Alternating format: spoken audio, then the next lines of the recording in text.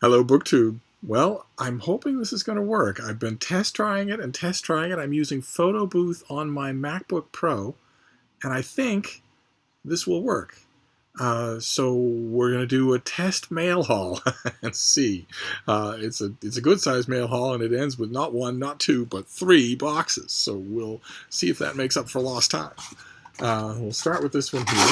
I'm going to want to know from all of you the quality of the video, the quality of the audio, the whole shooting match, because my phone still hasn't come alive. Not rice, not rigatoni, not anything has made it come alive. So I might have to get a new one and get used to a new one. Okay, so the first one is a novel, and it's a novel that I've already read and loved, which you don't hear often on this channel. This is The Golden Legend by Nadim Aslan. And a fairly nice finished copy. That's great. Set in contemporary Pakistan, tells the story of a Muslim widow and her Christian neighbors whose community is consumed by the violent religious intolerance of the area. This book started for Aslam when he heard that Salam Taseer, the governor of the Punjab province in Pakistan, was murdered by his bodyguard for opposing Pakistan's blasphemy law. Distraught by this headline, Aslam decided to write a novel about Pakistan's blasphemy law and its devastating effects. And that might make it sound polemical, but it's actually a very well-realized novel, I thought. And it comes out soon. It comes out in April. I imagine all of these things will be April. We shall see. Right, so we start off with a novel. That's I've still got to get used to the mechanics of where things go and how this works. So this, the next video might not look like this one in terms of setting and angle and whatnot.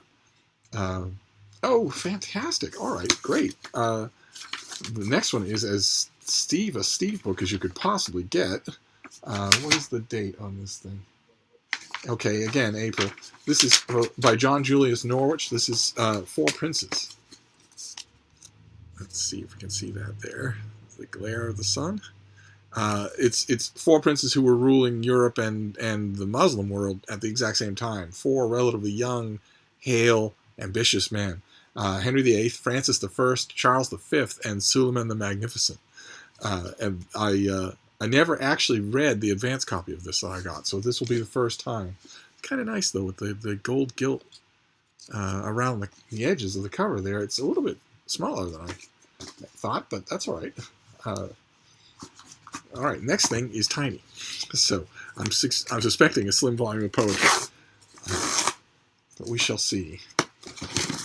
I confess I'm more than a little distracted by whether or not this whole setup works, and whether or not the visual is okay and whatnot. I know that you don't come to this channel for visuals, but still, yes, okay, this is a slim volume of poetry.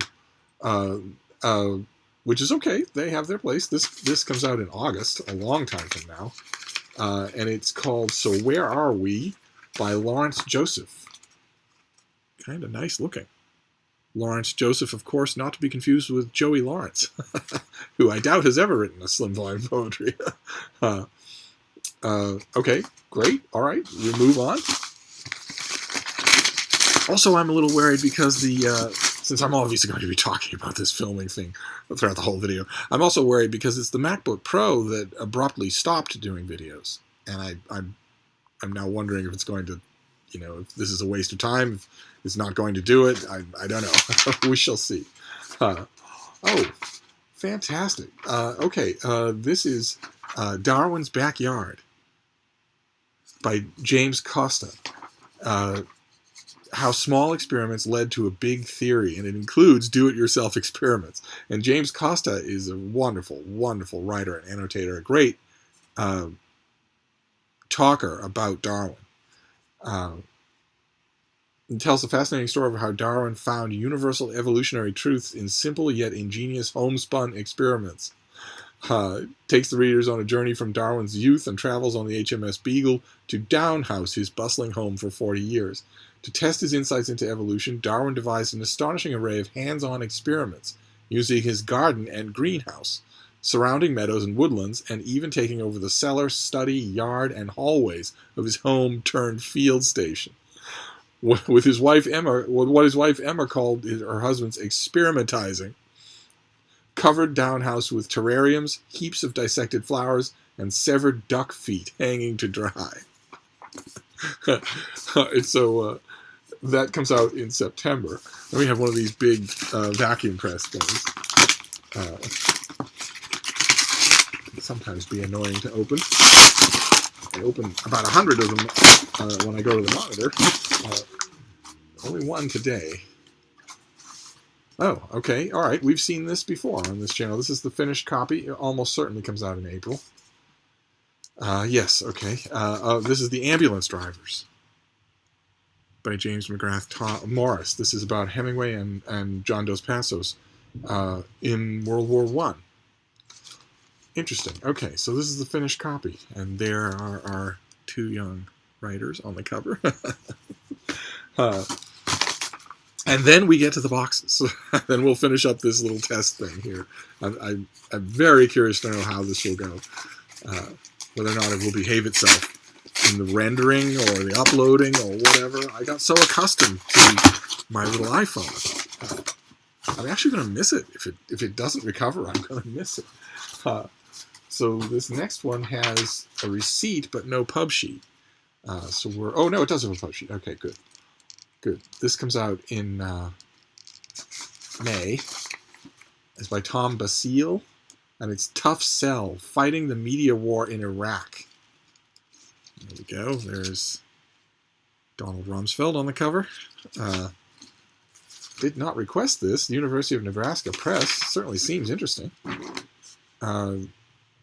Like the war on terror, the media wars rages on. More than ever, America's ability to fight and win against ISIS requires that we understand how best to communicate about war in the digital age. The author takes readers behind the scenes during his time as a civilian advisor in Iraq during the Iraq War, describing his mission and the struggle to communicate about the war as it became more deadly and less popular at home. The U.S.-led coalition wasn't merely engaged in a fight to build a more tolerant, participatory society against incredible odds. It was also in a constant clash with forces that influenced public perception about the mission. During those difficult years, it became clear that warfare was now, more than ever, a blend of policy, politics, and the business of journalism. Okay. All right. That's a business the United States is singularly bad at, if that's true. The author is a Forbes opinion contributor, a national political commentator, and a radio host. And he has served in government at the local, state, and federal levels. He's a former Bush administration appointee and served as senior press advisor to the Coalition Provisional Authority in Baghdad from 2003 to 2004. Okay. All right. Okay. The Iraq War. Lots of books coming down the pike next year about the Iraq War. Go on to box number 2. Oh, a Penguin classic. Oh, very nice. Oh, it's a Penguin classic I've never heard of. That's even better. I love that. So this comes out in, there's no reason even to check, right? It's going to be April. It'll be April. Yep. This comes out in April. And it is Joaquin, The Woman Who Had Two Navels and Tales of the Tropical Gothic. Lovely looking thing. Look at that. Who is that cover? Christina Colantes did the cover illustration. Never heard of the author. Never heard of the books. Penguin Classics coming through again. This is the Centennial edition. Oh my God. So I haven't heard about this author for a long time. Of Philippine writer Nick Joaquin's seminal works. He's widely considered as one of the greatest Filipino writers, but he has remained little known outside the Philippines despite writing in English. Set amid the ruins of Manila, devastated by World War II, his stories are steeped in this post-colonial anguish and hopes of his era to mediate on the challenges of the Filipino individual's new freedom after a long history of colonialism. This collection includes his best-known stories and his celebrated play, A Portrait of the Artist as Filipino. Okay, this is all new to me. Fantastic. Okay. That's great. And then this will be our last one for today. And then I will see how everything goes. I will just try uploading this, and we'll see how it goes. I figure if it doesn't work, or if it works poorly, you'll bear with me, and we'll figure it out together. Oh my. Okay, this is due. It's out this month. This is the finished copy of Russia in Revolution by S.A. Smith. We've mentioned on this channel before that the Russian Revolution is it's got a big anniversary, so a lot of books coming out. This comes out soon, so and I've been faithfully reading every book that comes out on the subject, so we shall see. I'll read this one this weekend because it's out already. So we've got Russia in Revolution, Nick Joaquin, a Filipino author I've never heard of, Tough Sell about the Iraq War, the Ambulance Drivers about Hemingway and John Dos Passos, Darwin's Backyard by the great James Costa, a slim volume of poetry, Four Princes, Renaissance History by John Julius Norwich, and The Golden Legend by Nadim Assam.